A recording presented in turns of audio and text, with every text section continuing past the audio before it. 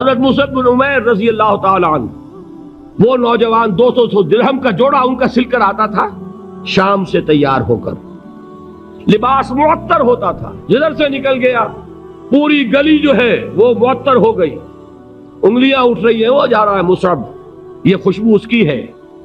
اس مصعب کے ساتھ کیا سلوک کیا؟ باپ تو مر چکا تھا، ماں نے پالا تھا، دولت بہت چھوڑ کر گیا تھا باپ، لہذا ماں نے بڑے ناز و نام میں پالا، بڑے لاڈ پیار میں، 200 درہم کا جوڑا تیار ہو رہا ہے۔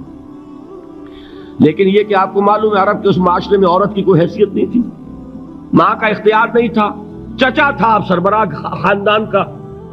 چچا نے کہا مصعب، اگر تم نے اپنے باپ کا دین چھوڑ دیا ہے تو باپ کی دولت پر بھی تمہارا کوئی حق نہیں ہے، نکل جاؤ گھر سے۔ اس نے یہ سوچا تھا کہ مصعب کے ہوش ٹھکانے آ جائیں گے، دن میں تارے نظر آ جائیں گے، ناز و نام میں پلا ہوا گھر سے نکل کے جائے گا کہاں، یہ سارا نشہ جو ہے توحید کا یہ حیران ہو جائے گا۔ حضرت مصعب کا جواب بالکل برعکس تھا، اچھا ٹھیک ہے چچا جان، میں گھر چھوڑتا ہوں۔ وہی بات جو کبھی کہی تھی ابراہیم نے، باپ نے کیا کہا تھا؟ واجرنی ملیہ، جاؤ چلے جاؤ، دفع ہو جاؤ میری نگاہوں سے۔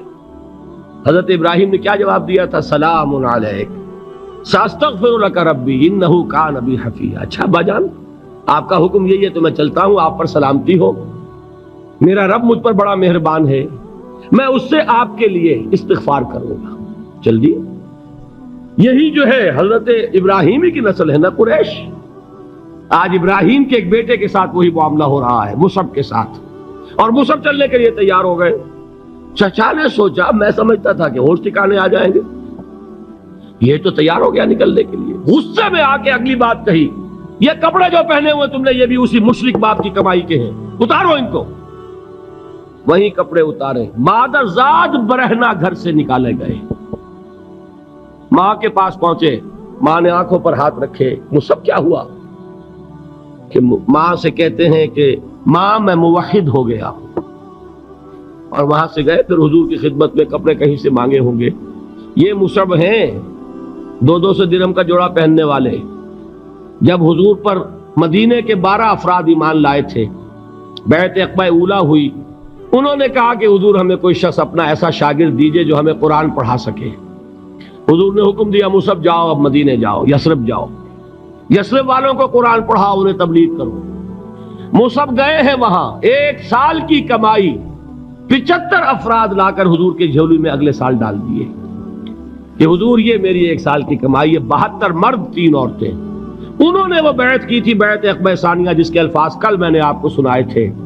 بایعنا رسول اللہ صلی اللہ علیہ وسلم علی السمع والطاعت فی العسر والیسر والمنشط والمکرہ وعلی اثرۃ علینا وعلی لا ننازع الامر اہلہ وعلی ان نقول بالحق اینما کنا لا نخاف فی اللہ لومۃ لائم۔ یہ 72 مرد تھے مدینے کے جنہوں نے یہ بیعت کی۔ پھر انہوں نے ریکویسٹ کی کہ حضور اب آپ ہمارے ہاں تشریف لائیے، ہم اگر یہ مکے والے وہاں حملہ کریں گے تو ہم آپ کی حفاظت کریں گے جیسے کہ اپنے اہل و عیال کی کرتے ہیں۔ بہرحال وہ مصعب بن عمیر ہیں جو غزوہ احد میں شہید ہوئے، اور جب شہید ہوئے تو ان کے جسم پر صرف ایک چادر تھی۔